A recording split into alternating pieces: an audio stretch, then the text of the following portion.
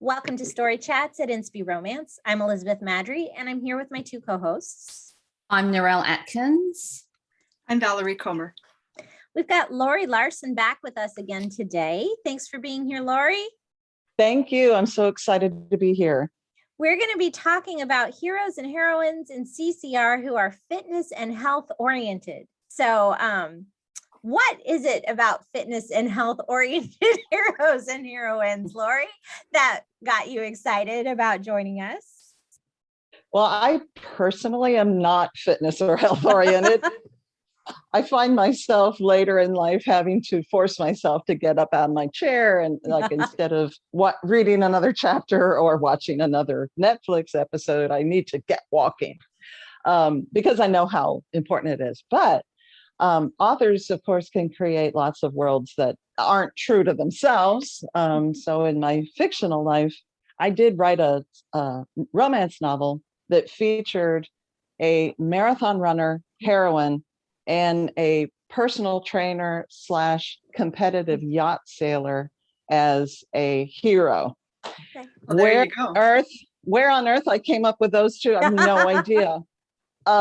But for the marathon runner, she has I based her off of a woman that I used to work with, a coworker, who came, strutting down the hallway at work one day, and she happened to mention that she had just run a marathon, number one, the day before, and she wasn't even limping.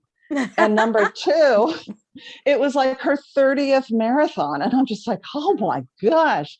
And she had a goal to run a marathon in every state of the US. And she had completed 30 out of 50. Wow. And so when a couple years later, when I thought about, my heroine having the goal of running a marathon in every state, of course, I called her up and interviewed her because I just didn't know why. Why would you do this? Like, what is in your head that you think that's a good thing to do, But after talking to her, I learned about her motivation and her goal setting and how determined she is and how it's just such a high for her to accomplish these crazy physical goals. And, then I had the information for my heroine. Nice. And then for this competitive yacht sailor hero, I could understand why. That's a little more understandable. But I needed to know the how, how do you do this? Because I've never sailed a boat even. So I recruited some of my friends who are sailors, and they read all my boating scenes and made sure that everything was, accurate and made sense. So that's what inspired me to volunteer for this session. Excellent. Why don't you go ahead and tell us the title of that book since we've covered it now? Oh, okay. It's called Capsized, and it is book number 4 in my Merle's Inlet Miracles series. Excellent. Okay. Capsized. I haven't gotten to that one yet. Is that Capsized. Is that a spoiler alert? Right. It is Just an innocent question. It's an analogy title. Okay. Yes. It's funny. I have a friend who has a goal to run a marathon in every state as well. And she's run the Marine Corps Marathon, which is local to me. Yep. My brother's run 9 that. times or something. She runs it every year. She'll post on Facebook about how it was just a short run today, 12 miles. I'm like, okay. You have your short 12-mile run. Have fun with that.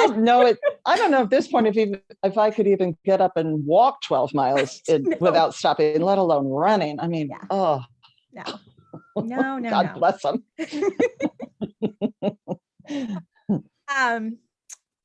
Let's do our preliminary questions.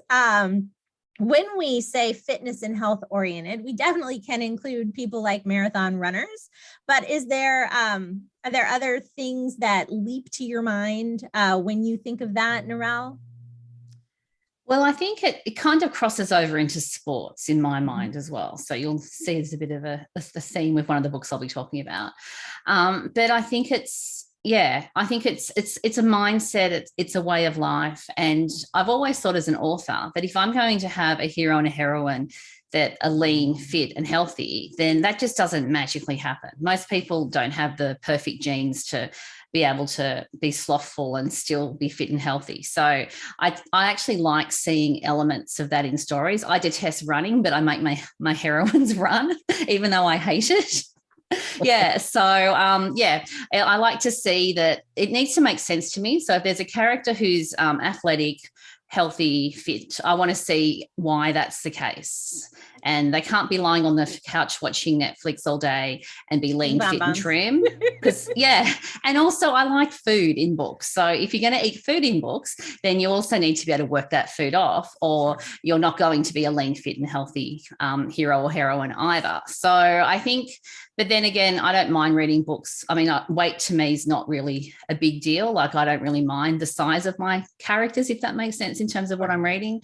But it just needs to be logical. There needs to be some logic behind it, if that makes sense. Valerie, what about you? What do you think? I figured it meant that one of the characters, at least possibly both, needed to be very focused on fitness in one way or another. And whether that's their food journey or their athletic journey or both, it needs to be in there. And for it to qualify for today's discussion, I figured that it needed to actually affect the romance in some way. It couldn't just be this random, she runs for 3 miles every morning and it doesn't ever impact her relationships. So it either has to be their connection or their conflict or play into it in some way. That's kind of how I figured it. Laurie, do you have thoughts? Yeah, to me, it means that the character is disciplined and determined to make fitness and health a priority in their life. And that might mean competing in their sport, but it doesn't necessarily mean that. But it's setting priorities and putting physical fitness type activities ahead of other things, ahead of social activities, or ahead of possibly, starting a dating relationship, or maybe in the past they've put off dating because they're so busy with their sport or their fitness or their, whatever. Researching diet options that help with various parts of the body, getting up extra early so that they can get a couple miles in and, before the day starts. And then when it comes to romance, I can't really imagine someone like this having a successful romance with someone who isn't geared that way. Like, here's the hero, for example, or the heroine getting up at 4 a.m. and running 10 miles before work. And then they meet the hero, and he's just kind of dragging himself in with a cup of coffee, So Sure. Although that might make for some great opposites attract kind of possibilities. Sure. It could. Yeah. Or it could be my real life, because my husband's very athletic. And I tell you what, I'm not going to get up and run at 5 a.m. I'll just have the coffee. Thank you very much. So it can work. It can work. Yes. I probably don't have anything to add. I think you guys covered that nicely. Gold stars all around. So, do you think that there can be a fine line between having a health/fitness theme in your book, or your hero or heroine who's oriented that way, and then teetering into something that actually becomes body shaming or health shaming, these sorts of things where it crosses the line? Do you think that can happen, or because it's fiction, people shouldn't take it so seriously and they need to get over themselves? What do you think, Narelle? Well, I think I can't think of a book off the top of my head that addresses eating disorders or overtraining or stuff like that. But I also think that would be an interesting story to read, because that is a real world problem. And exercise and food can be like an addiction in terms of how it impacts people's lives. So if you're going to have a character, I think there needs to be balance. It needs to be logical and it needs to be balanced. And if the most important thing you do in the day is exercise and you're a professional athlete, that makes perfect sense. If you're an amateur athlete, that also makes a lot of sense. But if you're obsessed with losing 3 centimeters off your waist and that's why you do it, then that's that's where you start moving into the grey area, I think. And we also need to be aware that there'll be readers that struggle with these issues as well. And you don't want to pick up a book necessarily to relax that just throws all your issues in your face either. So there's kind of a balance somewhere in the middle there that I think that we need to find. Great. Laurie, what do you think? I didn't find any of that body shaming or kind of negative connotation in any of the books that I read on this topic. In fact, almost the opposite, because the athletes that I read about are so, ready to do anything. They treat their bodies like a machine. How do I make myself stronger or faster or whatever? And they're more interested in doing the healthy things to make their body perform better, because they're more interested in how their body performs versus how it looks. So that's at least what I found in the books that I read. Valerie? I think it could. It definitely could go that direction, but it sure doesn't have to. So I think it's always on the author to remember that the reader is bringing their 50% to the story, and that we're careful how we write things. So if you're writing someone who's overweight, for instance, that you're not just being, well, they should obviously know better or whatever. But that it's everything. And I mean, this goes with any topic that we can cover as authors, right? We need to be sensitive to the people who are going to be reading it and still be true to the story. So lots and lots and lots of people go for a jog regularly, 2-3 times a week, or go down to the gym and work out, hang out with their friends, swim a few laps, whatever, without it being an obsession. So I think a lot of people can understand how kind of a certain level of fitness is going to be good, and whether they understand the completely obsessed athlete or not. But I think it depends a lot on how it's portrayed, and like everything, it can be negative, or it can be very positive, or really quite neutral. I only added this question because I remember there was a brief moment of semi-heated conversation at one point in the Christian Romance Reading Gathering where we had a comment made basically that anything that didn't effectively say that if you were a plus size heroine, that they should never be working towards losing weight or a health or fitness goal because plus size people are perfect as they are, which, I mean, that's certainly, you should never not love someone until they lose 10 pounds, right? That's not where we want to go with this. For sure. But that the idea was that any book that portrayed a plus size heroine or hero, but I mean, generally it's the heroines who are plus size. Why is that? We need some chubby guys out there. We could take this whole podcast that way. That's right. And so that any book that has a plus size heroine who's on a health or fitness journey is automatically body shaming and negative. And so I was just wondering if y'all thought that was a possibility or what. So I thought it was interesting to hear the questions. Well, isn't that the reader's 50% though, hey? Because it sure doesn't have to be written in that way. But if as a reader, you're just going, oh, they're obviously picking on me about this, and oh, they're picking on me about that. Oh, I hate romance novels because they're all so negative about me. Then it's a you problem. It's a you problem. Yeah.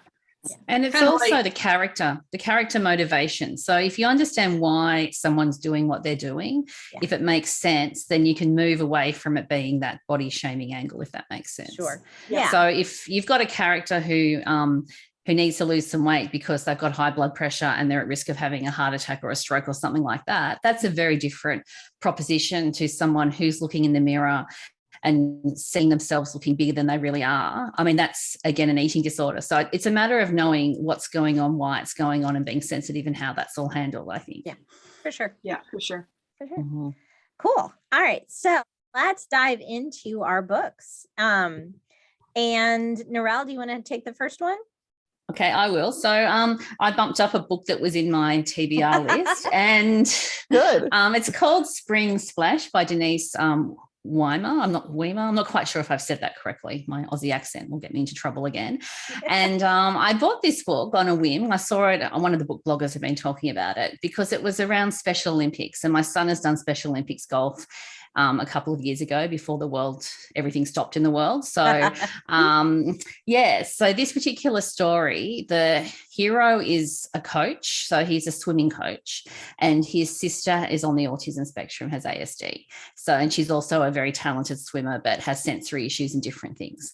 And so the heroine is a competitive swimmer at college level, and she's nearly finished her sports. I think she's doing sports marketing is what she's doing at college, and she's just missed out on qualifying to go to nationals, and she's injured herself. So she does butterfly, and she stuffed up something related to her shoulders that I can't remember what it was now.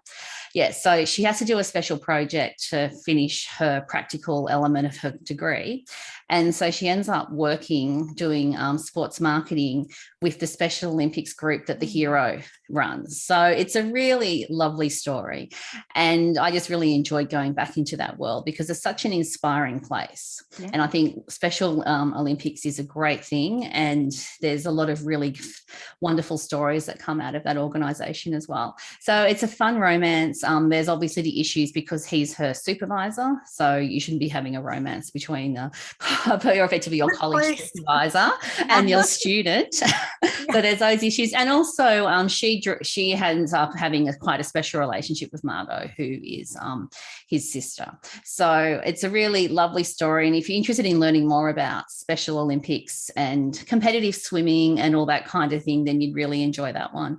And so I'm being both athletes, so he'd been obviously a swimmer as well. It's a different world and a different mindset, and I just really enjoyed going there. That sounds interesting. Cool. Yeah, I it does. haven't heard of that one. No, I hadn't either. Yes. It sounds really fun. Really fun. Laurie, you got one?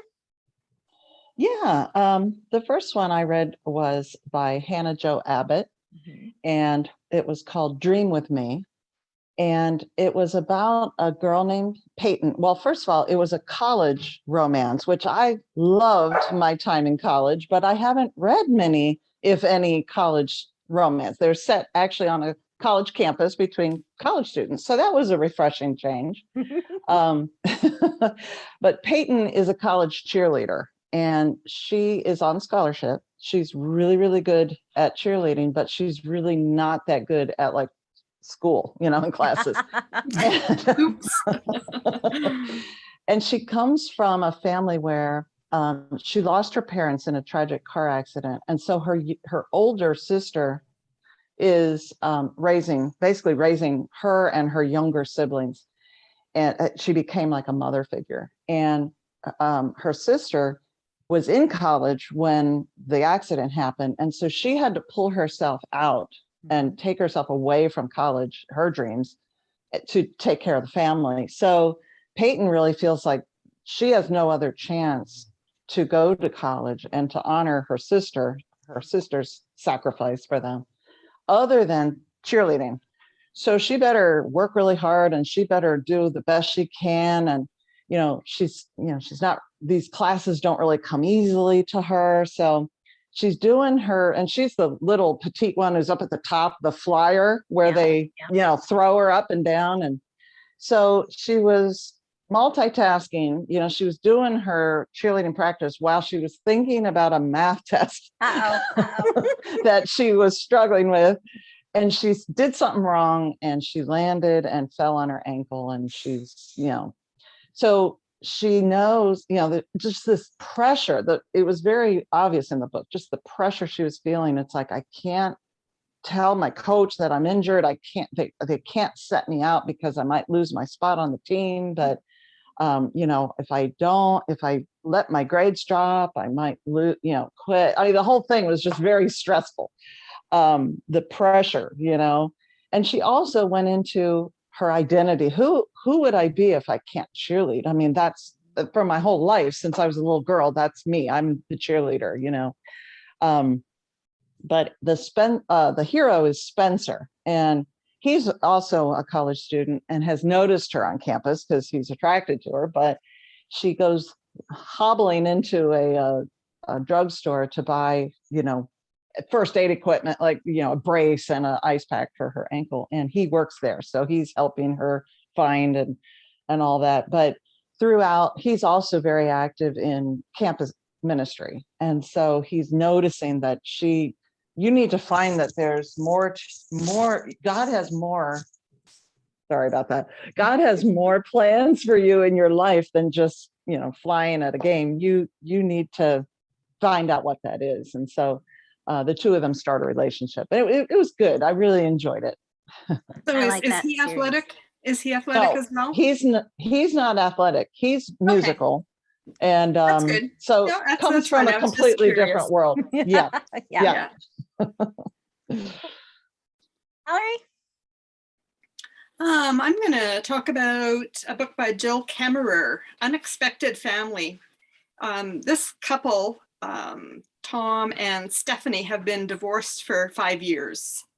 And his parting words to her had been, well, at least we didn't have any kids. So when she found out she was pregnant a few weeks later, she didn't bother to let him know. So now there's circumstances where she feels like he needs to know about his child. Back when they'd been married, that one of the big problems they had was that he was always at work. He worked for his dad. He was obsessed with work. He worked long hours and thought about work when he wasn't at work. And so now she's surprised to find that he has stepped back, but there's a new obsession. And the new obsession is that he's training for a triathlon. And so his same personality is driving that. And he's hired a coach, and he's got these hours he's going to swim, and he's got these hours he's supposed to run. So got all this stuff he's supposed to do. And so he's really, really determined to do that. And so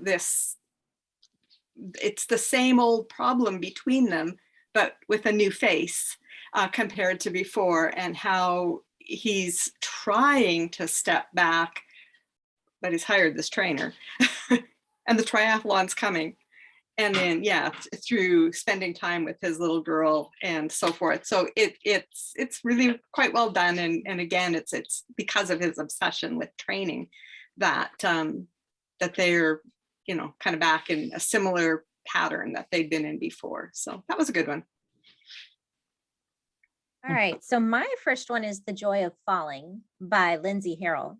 And it is two sisters who, they're not sisters, sisters-in-law, who lost their husbands in a scuba diving accident, I think, if I recall correctly. And they're both trying to move on with their life. And Eva finds out that her husband, a consummate adrenaline junkie, had signed up for this ultra marathon in New Zealand. And she decides to run it in his place, even though she's sort of like an ambivalent runner at best. And so now we're going straight to like the 50 or 100-mile ultra marathon, as opposed to, and she ropes the sister-in-law, Angela, into it. Angela had been a runner. And I believe, trying to decide if it's spoilery, I don't think it's too spoilery. She had been a runner before they got married. She got pregnant, so that's why they got married. And there had been some tension in their marriage. So she's on top of the grief, dealing with the fact that their marriage had not been this picture perfect thing before he died anyway. And so the process of training becomes this really healing experience for both of the women. And it's a romance novel. So, and they both find love, new love, right? So 2 second chances going on, or second times around, because we've already redefined that. I got to try and use my terms properly. But I really enjoyed it. I wonder if it hadn't been in New Zealand, if I would love it as much, but I really enjoyed visiting New Zealand as part of it too. They end up moving down there to train on the course for like the 8 weeks or something beforehand. So you get a whole bunch of really fabulous New Zealand. More books need to be in New Zealand as far as I'm concerned. But it does teeter on the edge of women's fiction. So it's romance / women's fiction as opposed to like pure romance, because both women are on a sort of personal discovery journey as well. But the marathon and the training and that whole thing is really, if it weren't for that, none of this would happen. So I think by Valerie's rule, it qualifies. But New Zealand just qualifies. Like my husband's always wanted to do some cycling or running things over in New Zealand. Like it's a very big thing over there. So Sure. You really can't go wrong with New Zealand and athletic pursuits or adventure, adrenaline stuff. Yeah. Round. We maybe talk just a little less about our books. So we'll do one more. Narelle, what's your second? Well, mine's really fast, my second one, because this is a book I read probably 10 years ago, and I read it in print, and I think I've given it away because it's not on I couldn't find it on my keeper shelf, but it's The Guy I'm Not Dating by Trish Perry, and it has been re-released, so it's available in ebook. And the heroine in this book, her name's Kara, and she is a personal trainer at the gym. And this is set in Northern Virginia. And the hero he's from Miami, and he's moved up there and set up a delicatessen, a deli there. And so he ends up being a client at the gym. They end up doing a road trip down to Florida, and that's where her mum has moved. But it's interesting because I haven't read this story for a long time, but it stuck with me, and it came back to me. And I think that was because at that time in my life, I was going to the gym 3 or 4 times a week and was very diligent about all that kind of thing. We're not going to talk about what I do now, but back then I was, my kids are at school. I had a routine. I dropped my kids off at school and I'd go to the gym, and that's what I did 3 times a week around. I think it was either before I was working or I was only working weekends. I wasn't doing a lot of day job work at that time. Yeah, so it was a really fun story, and I think gyms can be quite hilarious in terms of environments for stories because a lot of interesting things can happen as well. So if you're interested in the gym culture or like that, and that this is a fun one to read. And I think it's a bit on the chick lit rom-com side, this story as well, by memory. Fun. Yeah, so cool. Laurie, what about you? What's your second? My second one is called Not Until Someday by Valerie and Bodden. Mm-hmm. And I loved this book. It was so swoon-worthy. Okay, the romance really swoon-worthy. And it was just very gripping. And it was my first book by Valerie. And I'm so excited to have found another author to now explore because she's got so many books out. But it features a heroine named Grace who comes from a very strict family. She's got like 6 brothers and she's the only girl. So of course she's very sheltered. And she had made a mistake in her past that her parents don't really want to forget. And so she has now come up with this idea of, a checklist of everything her perfect man has to be, or to make mom and dad happy, I'm marrying the right guy. And she's remodeling a inn or a house that she inherited from her grandfather to make it to a bed and breakfast. And then who knocks on the door and she opens it up? But Levi, who is an ex-NFL quarterback who is retired at the age of 29 due to injury. And football, she wasn't necessarily sure who he was because she wasn't a football fan. But it became clear because he's kind of the town celebrity. And he eats up the notoriety. He loves walking around and having everybody know who he is and all his statistics. And he's kind of shallow. And everything about his self-worth is tied up in his football career. And his father is not real happy with this. And he tells him, I'm not very proud of the man that you've become. And all Levi can do is quote his football accomplishments. Well, I used to be able to, throw the ball and, get hit by this many linebackers. What father wouldn't be proud of that? And what's wrong with you, And then I think as he gets further and further away from football, he's realizing that he needs other things to speak for what makes him a good man, what he can do for, a possible woman in his life. He has this underlying fear that without football, no woman would want him or be attracted to him, you know. So it's really just a whole redemption story. Grace kind of redeeming herself from this mistake that she made with a man in her past that her parents keep, you know, bringing up, and Levi, you know, really becoming, well, who am I without football, and what can we do together? And there's a beautiful faith journey story where faith, you know, Grace is a Christian and all that, very strong at the very beginning of the book, but Levi needs to go through that journey. So it's really, really good. I enjoyed it. Cool. Yeah, she's a great author. Yes, she really is. Yeah. I have Valerie? two I really want to talk about. You're telling me I can't? Nope, I am telling you that. You have to pick one. Oh, I'm going to go with Marrying Emma by Melanie D. Snitker in that case. But I really also want to talk about Puppy Love and Jingle Bells by Marilee Wren, so I won't talk about that one. I'll just talk about Marrying Emma by Melanie Snitker. Emma's a heart transplant. She works at a gym because a friend of the family has offered her this receptionist job there, not because she's fit or healthy or anything. She needs a job that's really flexible, that she can take time off because she still has a lot of doctor's appointments. So so this friend of the family is gonna let her flex for that. Marty works at the gym. He lost part of his leg in a motorcycle accident and he wears a prosthetic. And he, where she is afraid to live, he is like, keeps challenging her to let go of her fears and really live, even though she's afraid of her heart being, her body rejecting her new heart and all this stuff. So there's a lot that takes place in the gym. You're right. That's a great spot for lots of scenes. And she doesn't know he's wearing a prosthetic at first, but and she just doesn't really like him because he's too cheerful and too gung-ho and too athletic and energetic. And she's just like, go away from me, you weird person.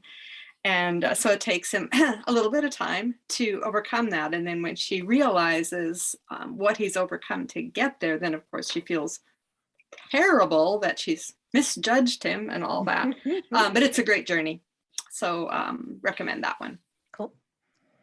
All right. My last one is Beyond the Waves by Lynnette Bonner. That she is an owner of a fitness studio type thing for women, just for women. So she does like prenatal yoga and, you know, postpartum easing back into exercise and really tailors it to the needs of women. And she really loves reaching that community. And one of the ladies who was like her high school rival, if I recall correctly, because little tiny town, right, where high school rivals are still a thing, twisted her ankle in the gravel parking lot because she was wearing stilettos and was going to sue the gym. And so the hero, which is the town cop, who's trying to negotiate a settlement between them so that she doesn't lose everything that she has, because like everything that she has is wrapped up in this gym that she owns. So so it's fun, and it's a little beach town, I want to say in Washington State. So Yes. Yeah. I was trying to remember if it was Oregon or Washington State. I'm like, it's over there. But I always enjoy Lynette's characters. I feel like they're very rounded and have good problems. But well, you know, I know what you mean. they're real and is not easy for them to get to where they're trying to get to. Oh, and that we're good on time, sadly. So Laurie, remind everyone where we can find you in your books. Okay. My website is authorlaurielarsen.com. That's where you can find pretty much everything. I also have a Facebook author page as well as a reader group. So awesome. You can hook up with me there. Excellent. Thank you so much for being with us again, Laurie. It is always fun to have you. Thank you. And thank you everyone for joining us at Story Chats. We would love to know what you think about fitness/health oriented heroes and heroines. We all had some other books that we didn't get to. So let us know what you wish we'd gotten to or what your thoughts are. We love to hear your comments. So leave a comment on the YouTube channel or in our Facebook page. Sorry, my words just decided to go away there for a minute. You can find information about the podcast at inspyromance.com/storychats. And if you are watching on YouTube versus listening elsewhere, don't forget to subscribe and hit the notification bell so you never miss an episode. We will look forward to seeing you again next week. And in the meantime, don't forget to fall in love with a good book. Bye, everybody. Bye. Goodbye, everyone.